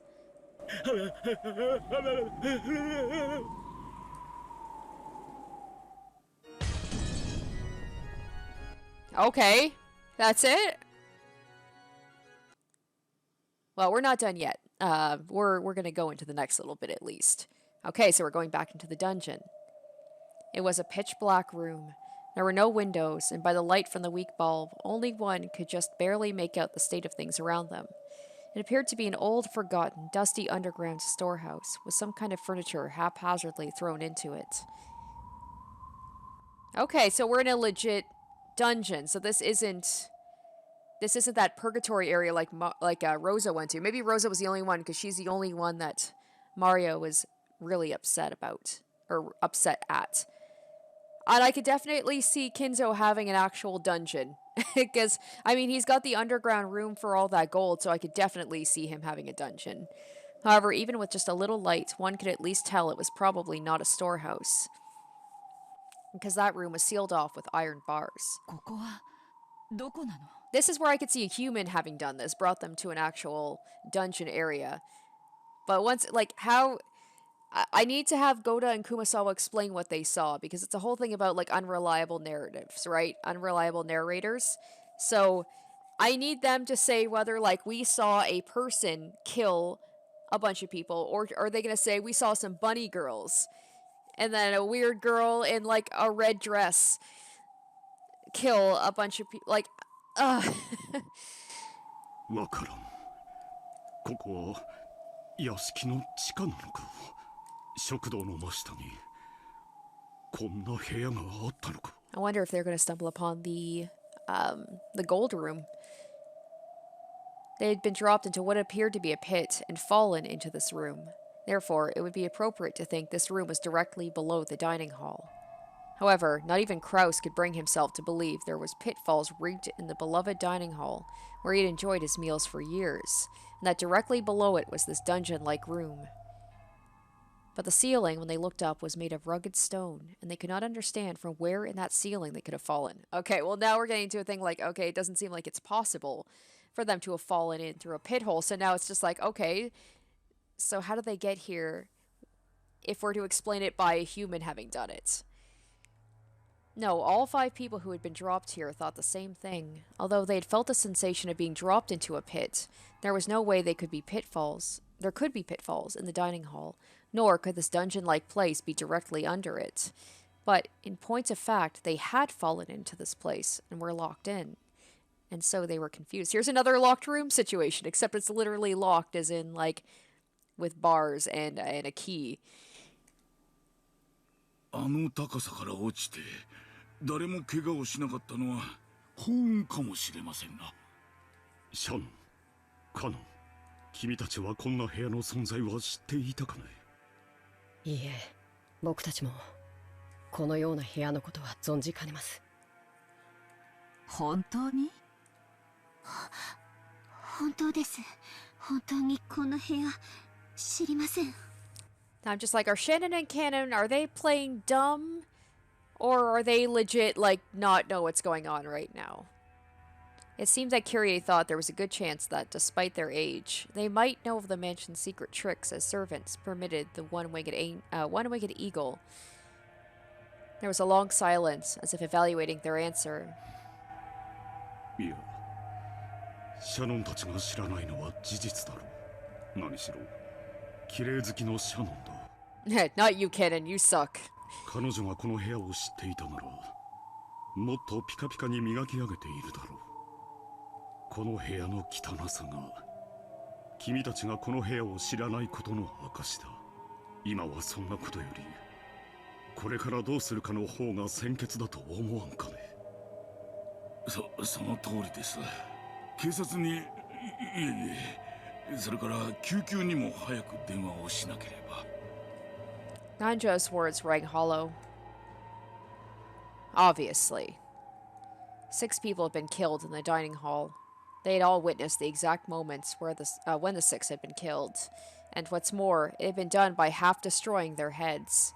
Anyone could tell with a single glance that they had been dealt a fatal injury. They're really diving into that whole, only half the head was destroyed. Vanterice talked about it,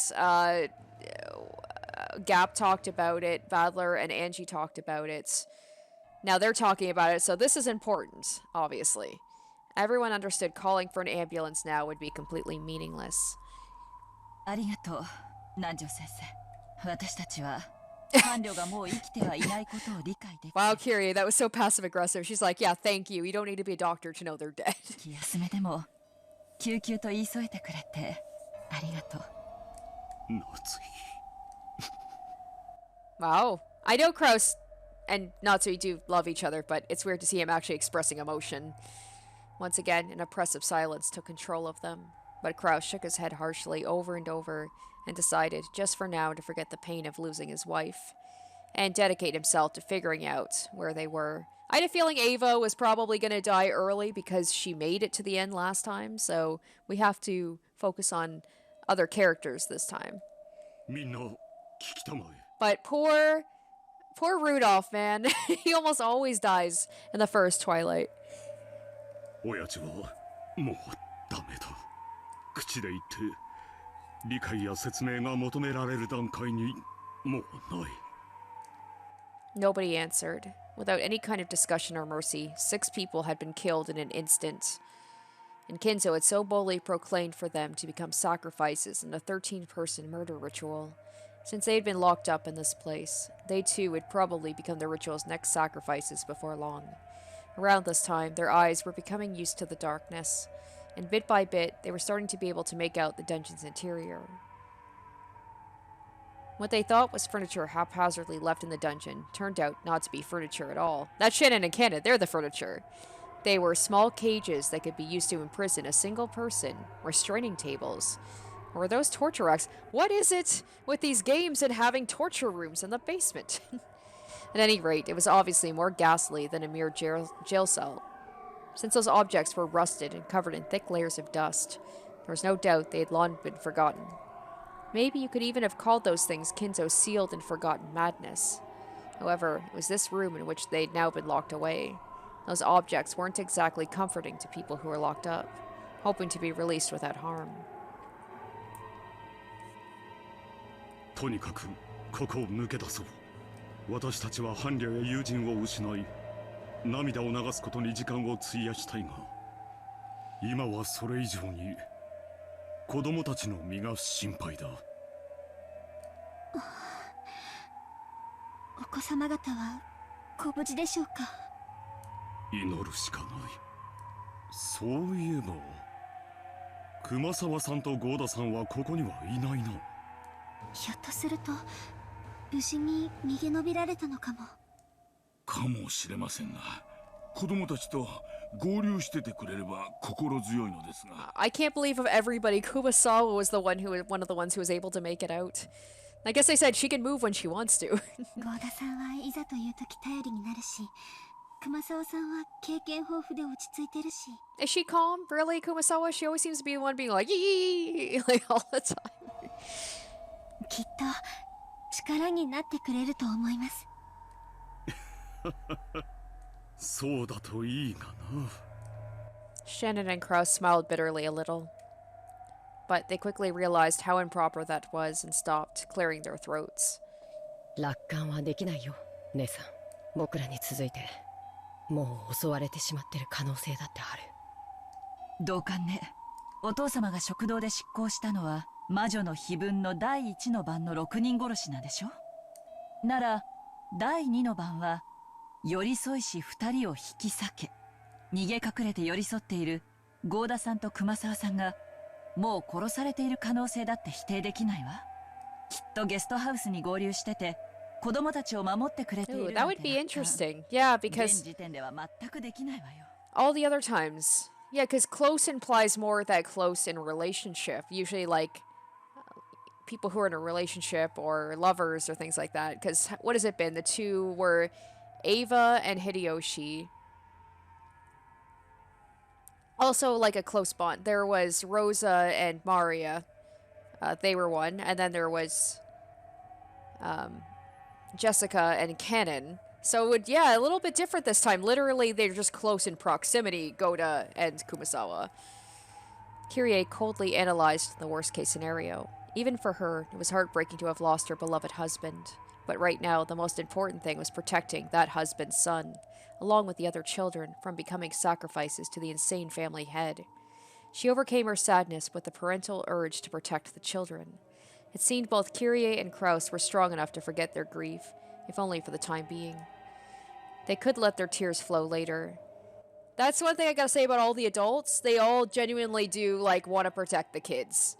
So, good on them for that. It's a bare minimum, but for now, in order to protect the children, they had to act. とにかくここを脱出しよう。相当古い牢屋のようだ。なんとか鉄格子を破れないだろうか。室内をくまなく探して脱出。ここにはガラクタがいろいろあるわ。何か役に立ちそうな道具とか落ちてないかしら。Hey, Shannon and Cannon, if you actually have magical abilities, now would be a good time to use them. Or are you not allowed to use them in front of humans? 武器になるものがあるかもしれないし、鉄格子を破れるものがあるかもしれない。Kyrie pulled a lighter from her pocket. She herself didn't smoke, but she kept one tucked away in her pocket to light Rudolph's cigarettes. It was an extremely valuable source of light for searching through this dim dungeon. シャノンはキリエさんを手伝い、室内を探索してくれ。カノンは私と一緒に鉄格子の具合を確かめてみよう。これだけ古い牢屋だ。ひょっとするとガタが来ているかもしれない。私は何をお手伝いしましょうかな。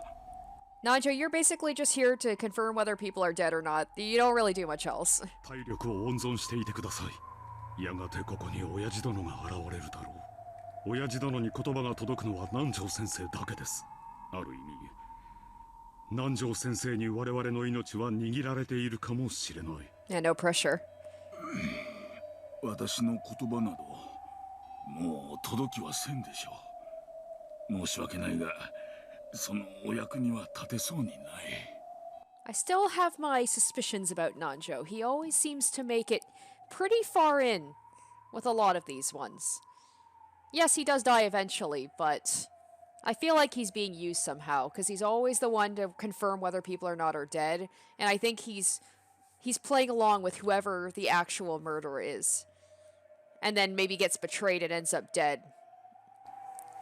なら、南條先生のお医者としての知識を貸してください。人間を即座に混沌させるような毒って存在するのかしら。人間を即座に混沌させる毒？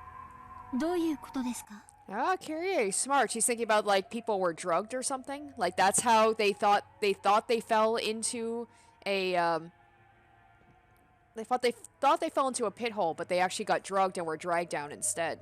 私たちは落とし穴に落とされて、God, この Kyrie. 地下牢に落ちてきたと信じている。She's so smart. あの混乱している場で、私たちはそうだったろうと信じたわ。She's like me. She's trying to think of like, okay, what's a realistic way this could have happened without thinking that it's something crazy supernatural.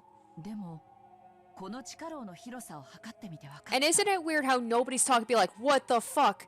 What were those bunny girls? What was all that? Nobody's saying that. You think that's all people would be talking about if an actual magical thing happened? So right now, I'm thinking somebody, whether it was Kinzo or whoever, just let loose and just murdered a bunch of people with like a shotgun or something. One of his guns. Because if that had happened to me, I would be like, who were those bunny girls? What the fuck just happened? And nobody's mentioning that at all. Everyone's just like, the pits. That's the one thing, is the pitfall. That's what they're concerned about. That seems like the least hard thing to believe of all that stuff that happened. この地下牢があの食堂の地下というのはありえないことなのよ。どうしてありえないってわかるんですか？姉さんはバカだな。この地下牢は食堂に比べて狭すぎる。その通り。1番目に落とされたのはクラウス兄さん。2番目が私。クラウス兄さんはこの部屋に落ちてきた時、その場を動いたかしら。お恥ずかしながら落下の痛みでうめいていたよ。そのすぐ傍らにキリエさんがすぐに落ちてきたんだ。食堂でのクラウス兄さんと私の立ち位置と落下時の落下場所の距離が明らかにおかしいのよ。確かに言われてみればその通りです。その次に落ちたのは私だから、お二人の位置関係はよく覚えている。食堂でのお二人の間の距離はこの部屋よりもあったかもしれない。私たちは落とし穴に落ちてダイレクトにここに落下したわ。集合する下水道管みたいに一度集められてからここに落ちたわけじゃない。落下は一瞬だったでしょ。そんな凝った排水管みたいな穴を転がされた覚えはないわ。確かに落とし穴では説明がつかんな。おかしな話だ。それとキリエ様のおっしゃる人間を即座に混沌させる毒というのはどう関係があるんですか？ Okay, I feel like Shannon's playing dumb at this point. Like, Shannon, it's pretty obvious what Kiri's getting at. Even Ken's like, girl, come on, you're usually sharper than this. キリエ様は多分食堂に落とし穴なんかなかったとお考えなんじゃないかな。しかし現に私たちは落ちたぞ。落とし穴に落ちたような気がするが正解よ。無理もないわ。そうとしか例えられない体験だったから。なるほど。つまりこうおっしゃいたいわけですな。私たちは落とし穴に落とされたのではなく、例えば毒矢のようなもので撃たれ瞬時に意識を失い、その倒れて床に突っ伏す瞬間の記憶をまるで落とし穴に落ちたよと思い込んでしまっているのかもしれないと。なるほど。食堂に無数の落とし穴が仕掛けられていて、我々がそれに何十年も気づかず食事をしていたとするよりは、よほど説得力のある話だ。姉さん、時計はある？うん。懐中時計があるわよ。22時40分くらいね。僕の時計もそうなってる。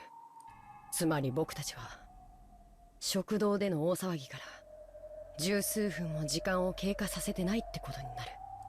私の時計も同様だ。我々が混沌させられて、どこかへ担ぎ込まれたと仮定するには時間の経過が短すぎる。時間だけを見るならやはり我々は食堂の真下へ。 Maybe there's like a funnel or something that they just got dumped down. But even then, they would all end up in a pile. Or maybe one of these guys, maybe they woke up earlier and positioned the bodies in a way that everybody was spaced out. I have my suspicions about Cannon or Shannon. Shannon especially, she seems like she's playing dumb. So I'm just like, maybe somebody's working from the inside. I don't know. 時計の針なんていくらでもいじれるわ。私たちが気絶している間に全員の時計を巻き戻したのかもしれない。Oh, Kyrie, once again with things I didn't think about. その可能性がなかったことは証明不能よ。落とし穴にせよ、混沌させる毒にせよ、私たちは用心するに越したことはないというわけですな。それで南條先生、混沌させる毒は存在するんですか？それはキリエさんの論法と同じですな。私の知らない未知の毒物にそういう効用のものがないとは証明できません。用心に越したことはないということね。ごめんなさい。無駄な質問だったわ。ただ私の仮説により、この地下牢が食堂の真下とは限らないという可能性は示唆できたと思う。なるほど。広大な森の中のどこかに隠されていると噂される親父殿の隠し屋敷の地下牢に運び込まれている可能性もある。ここを脱出して外へ出ればそれもわかる。それを詮索するのはここから出てからでもいいだろうな。その通りね。本当にごめんなさい。さっきから無駄な質問と詮索ばかりだわ。I was gonna say, like, Kyrie, good questions to ask, but maybe after you guys have escaped. いや、とても頼もしいよ。今後も何かに気づいたら教えてくれたまえ。ここを脱出する何かのヒントになるかもしれない。ルドルフからいつも聞かされていたよ。君の発想にはいつも驚かされ、時には重要なヒントにもなるとね。君がここにいてくれたのは不幸中の幸いだ。Yeah, of everybody, I would say, yeah, Kyrie would be the one that I would want with me in a situation like this, because she's badass, she can handle a gun, she is always thinking, she's always pretty cool-headed, she's the best. ありがとう。私もルドルフさんに聞いてるわ。クラウス兄さんは普段は威張っているけれど、いざという時は責任感にあふれる頼りがいのある兄だって。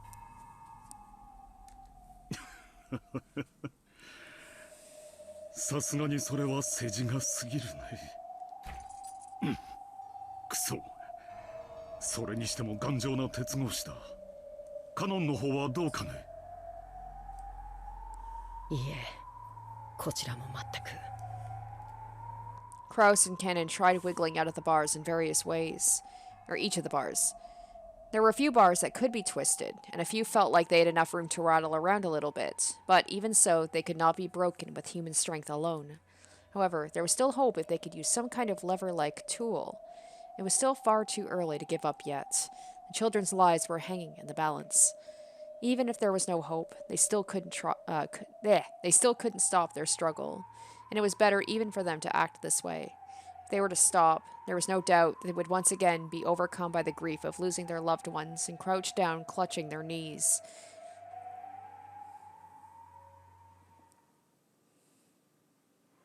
キリエさんたちの方はどうかね。何か見つかったかね。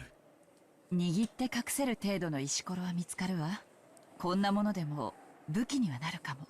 さすがに鉄格子を削り取ることは無理でしょうね。シャノンちゃんはどう？いいえ、何も。Oh. これでつながってるわけもないわ。 Wait, that just happens to be in their cell and they just noticed that, or do they notice it from across the room? でもコードは何かを縛ったり武器にも使えるかも。壊して分解すれば金属部品を取り出せるわ。クラス兄さん、鉄格子を開ける鍵穴はもちろんあるわよね。ああ、だいぶ鍵穴の大きい大時代的なものだね。 I wouldn't be surprised if Curie also knows how to lockpick as well, because she knows everything. 針金のようなものでいじれば騙せるかもしれないな。 For some reason, of all the people, I would think that Rudolph would be the one who would know how to lockpick. 電話の金属部品で何か代用できるかもしれない。その電話武器になるわね。投資と同じだよ。情報は武器だ。 Kraus and Curie laughed together at this way of putting the phone to use, which didn't remotely look at it as a means of communication. 何やってんの、姉さん。 I just find it crazy that they just happen to have all these things in. Like, that seems like an oversight to have all these things in here that they could use as weapons or a way to get out. It's almost like this was planned. その電話つながってるかなって思って。バカだな、姉さんは。What? あれ？ What? Suddenly, Shannon let out a small, surprised cry. キリエ様、この電話つながってます。なんですって？ Now that, really? There's a phone that just happens to be connected in their cell. Uh-huh. It was like when people move out of an office, taking everything with them, leaving only the telephone behind. That's the feeling the phone gave off, having been left in the corner of the cell. This feels like a trap. The cord was wound into a coil, one end of it being swallowed by the wall. And at a glance, it looked as if it could be plausibly connected. But to think it actually was. Curie took the receiver from Shannon and pressed it to her ear. The electric hum was certainly the one which she was familiar. This phone was indeed live.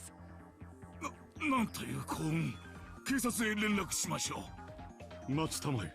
話がうますぎ。 Exactly. 盗聴されているんじゃないのかね。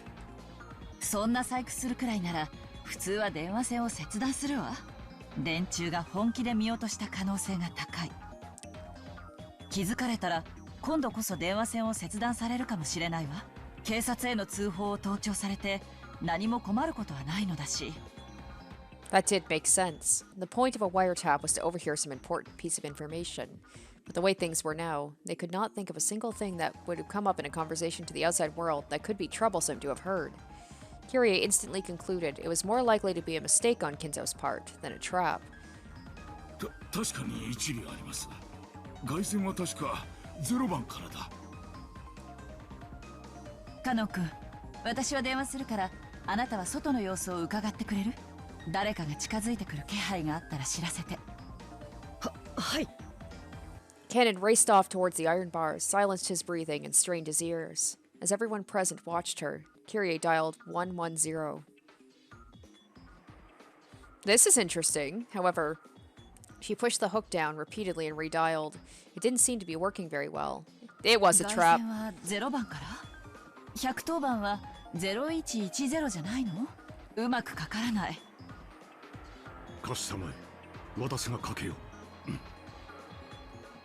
Kraus took the receiver in Kyrie's place and tested various things.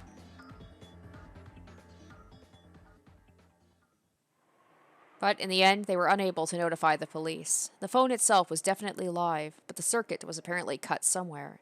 Did that mean that they were not so naive? やっぱり無理ですか。敵も甘くはないってことね。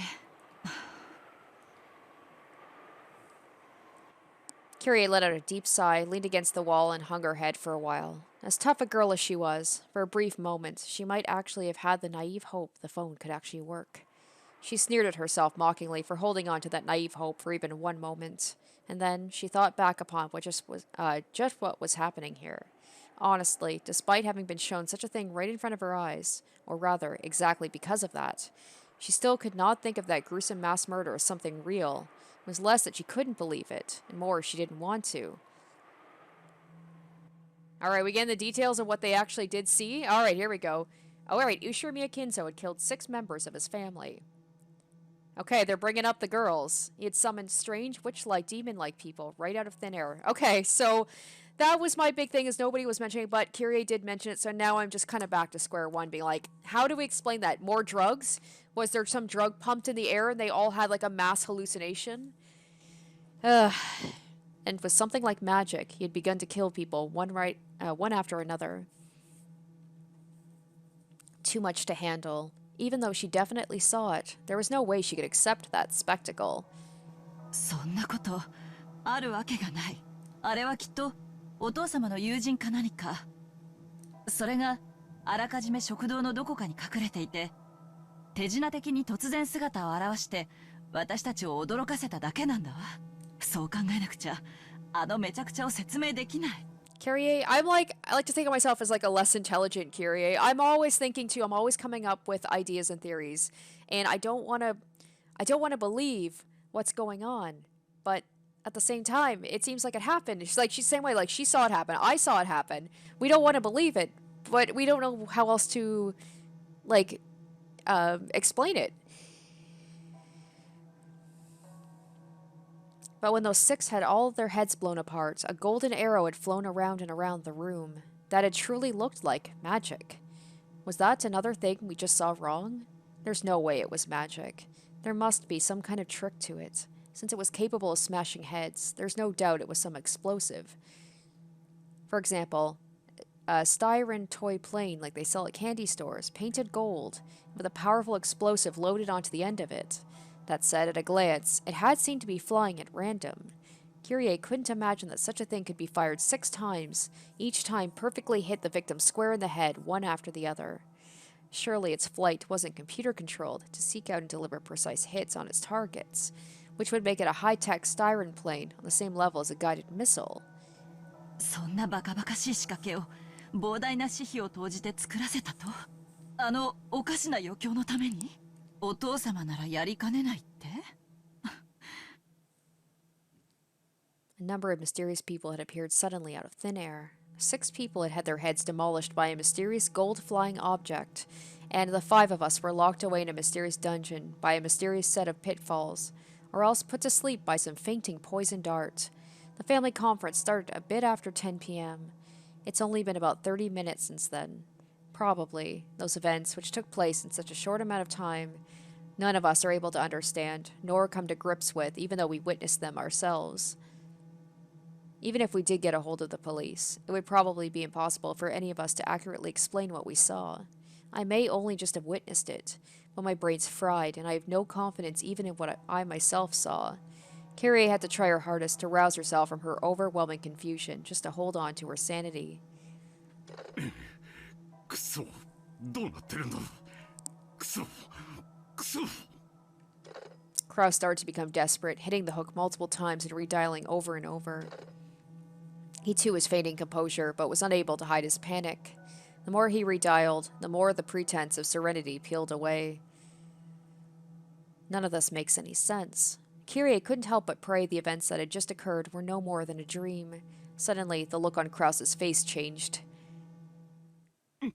Uh-oh. What? What? 呼び出してる。 What? 呼び Oh. 出してるぞ。コール音がする。本当ですか、クラウスさん。なるほどな。親父め、浅はかな。I wouldn't be surprised if Kinzo picked up and been like, "You thought, bitch." 警察に連絡されまいと外部への電話線は切断したらしいが、内線は切断し損ねている。Oh, maybe he's gonna call the house where the kids are staying. 内線？クラウスさんはどこにかけているの？ゲストハウス。Yep. ジェシカたちの部屋の内線番号にかけている。もしもし、もしもし、私だ。お前は誰か？ゴーダか？ジェシカはいるか？無事か？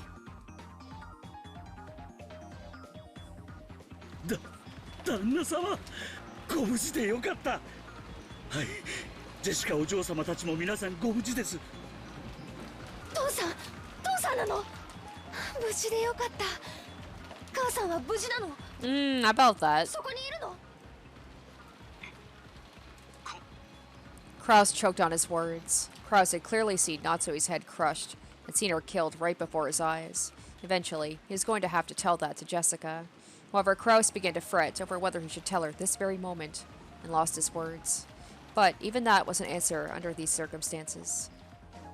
母さんはわからない。無事を祈ろう。今はお前だけでも無事でよかった。分かってるよ。ごめん。 Jessica's voice was filled with tears. There was no doubt for Kraus anymore. Jessica and the others had been told everything, start to finish, by Goda and Kumasawa when they had met up at the guest house. And they learned that 6 whole people had been killed. Jessica and the others must have been in a frenzy about wanting to go to the dining hall. Luckily, he had been able to call before they stormed off towards the mansion. Kraus was relieved at his good timing during such a tragedy. ここには今、キリエさんと南條先生、それにシャノンとカノンがいる。 Jessica's like, oh, Cannon's good? Alright, I don't care about mom. 地下牢のようなところに閉じ込められているが、心配するな。こっちは父さんたちで何とかする。地下牢？どこ？助けに行く。あいにく、私たちにもここがどこだか見当もつかむ。食堂の真下だと思っているが、そうでないかもしれない。とにかくジェシカ、そこを出てはならん。ゴーダたちから経緯は聞いているか？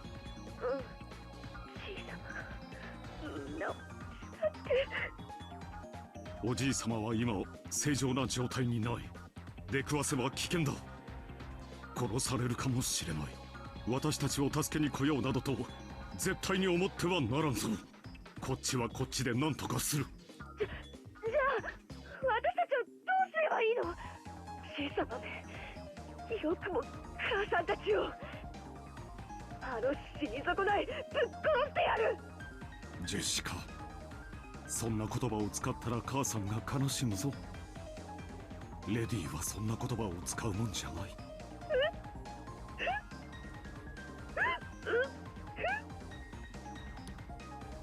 とにかくお前たちは身の安全を最優先にしろ。ゲストハウスを戸締まりするんだ。しかし過信はできない。1階のラウンジの大窓は破られるかもしれない。その部屋にとどまり、ベッドを立てかけてバリケードにするんだ。その部屋にはトイレも冷蔵庫もあるな。明日の朝までは籠城できるはずだ。いいな。くれぐれも物騒なことは考えるな。母さんの仇を取ろうなんて絶対に考えるんじゃないぞ。相手を刺激せず隠れてやり過ごすことだけを考えるんだ。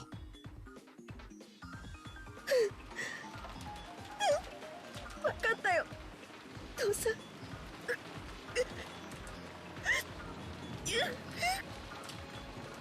After that, Goda took the phone and was told again to watch over the children as responsible adults. Goda repeated, "Yes, sir," in an overstrained voice, his face covered in cold sweat. Goda's like, I just wanted to make food. It's like people say, poor Goda and Kumasawa to extent, but mostly Goda, like this new guy who just showed up, and he's just quite happy making food for this family, and then he gets dragged into this shit. From there, Kirei received the phone and spoke with Badler, and when Shannon and Cannon got their turn, George and Jessica answered. And following that, Nanjo and Kumasawa picked up as well, so all members of both sides had their turn on the phone, each encouraging the others and confirming that they were at least safe for now, even if their location was unknown. and coming to a complete understanding of the current situation for both sides. They wanted to talk forever, but now was not the time to chat. Kraus told them that they'd be hanging up for now, and those in the guest house agreed. また何かあったら連絡する。すぐに受話器を取れるように待機していてくれ。くれぐれも用心してな。無茶なことは絶対にするんじゃないぞ。分かったよ。父さんやカノン君たちが無事だっただけでも儲けもんってやつさ。私たちも頑張る。父さんたちもどうか無事で。ああ、もちろんだ。それでは一度切る。用心しろ。 With that, the phone call ended. Oh, whenever this music starts playing, I'm like, ooh. Goda and the rest of the men quickly descended the stairs, closed the shutters, and secured the strong locks on the doors. However, just as Kraus had worried, there was nothing that could be done about the beautiful wide window in the downstairs lounge. If this were to be broken, it would be easy for them to get inside. It wouldn't be hard for someone like Kinzo, who hadn't hesitated at committing murder, to invade the first floor. おじい様たちは武装している可能性が高い。部屋に閉じこもるのが最善かつ唯一の籠城方法になるね。自ら密室に閉じこもらざるを得ないのは苦しいところだけど、相手が銃を持っていたらそれしか方法がない。親方様は実銃のコレクションをお持ちとの話です。そう、あれは銃だ。銃だったんだ。だとしたら恐ろしい威力の銃だ。 Okay, so Goda's saying there was a gun, and Kyrie saw, like, a golden arrow. とても太刀打ちはできません。頭を砕くなんてすげえ威力だぜ。 Maybe they're having, okay, maybe there was some sort of hallucination drug or something, and maybe Goda and Kumasama weren't overtaken by it. So maybe everybody else saw one thing, and maybe Goda and Kumasawa saw something else, because he's saying they were killed with a gun, and Kyrie is saying something else. マグナム弾とかそういう類のやつかもな。下手な扉なら平気で貫通するかもしれねえな。だとすればますますに部屋に籠城するべきだね。ベッドを立てかけて窓も塞ごう。そこまですればいくら銃を持っていても踏み込むことはできないはず。くそ、そんな受け身な防戦一方しかねえのかよ。ちくしょう。うちの親父に上等を決めてくれて桐江さんまで捕まえたなんて、こいつは高くつくぞ。無理です。あんな連中に太刀打ちできるわけがありません。しかも親方様だけでなく手下も何人も。あるいはあんな連中がもっといるかも。あいつらは一体 Okay. 何なんだ。 So Goda's saying, what are they? Implying that they're, like, not human, so, okay. Badler was filled to the brim with the urge to get revenge for Rudolph, and to rush out of here to save Kyrie. But just by looking at how terrified Goda was, there was no doubt in him that this would be reckless. 兄貴だって悔しいだろ。なのにここで籠城なんて。ちくしょもちろんさ。僕だって悔しいよ。両親を殺されて冷静でいられるわけがない。でもだからこそ冷静にならなくちゃいけない。僕たちが無駄に命を落とすようなことを殺された親たちが望むと思うかい？思うわけがない。せめて子供だけは逃げ延びてほしいと願ってるはずだ。だから僕は生き残るよ。そして警察に通報し全てを暴く。仇は法廷が取る。 And George's gotta be worried about Shannon too, right? それが僕の復讐だ。差し違えてでも仇を取ってほしいなんて親たちが望んでいるわけもない。そうだろう。そうだな。兄貴の言う通りだぜ。ちくしょう、クソじじいめ。何が儀式だ。俺たちがそのための生贄だって言うなら意地でも逃げ切ってその儀式を台無しにしてやるぜ。それでいいよ。それにバトラ君にはまだ桐江さんがいる。僕にだってシャノンがいる。とにかく慎重に行動してチャンスを待とう。僕たちの不用意な行動は囚われの彼らに不利益を与える可能性だってあるんだから。人質か。でもじい様はきっとキリエさんたちを生贄にするために捕らえたわけだろう。俺たちが助けなきゃ殺されるのを待つだけじゃないのか。彼らが捕らえられている地下牢がどこにあるかもわからない。シャノンもカノン君も、もちろんゴーダさんも熊沢さんも知らなかった。おじい様だけしか知らない秘密の場所にある可能性が極めて高い。そんな状況下でうろうろと歩き回るのは自殺行為だよ。分かってるよ。それでもくそ、俺たちはここで何かが起こるまで引きこもってるしかねえってのかよ。バトラ様のお気持ちは分かりますが、ここは安全第一で参りましょう。旦那様の話では相当古い牢屋らしいので、なんとか鉄格子を破れるかもしれないとのことでした。今は信じて待つ方が賢明です。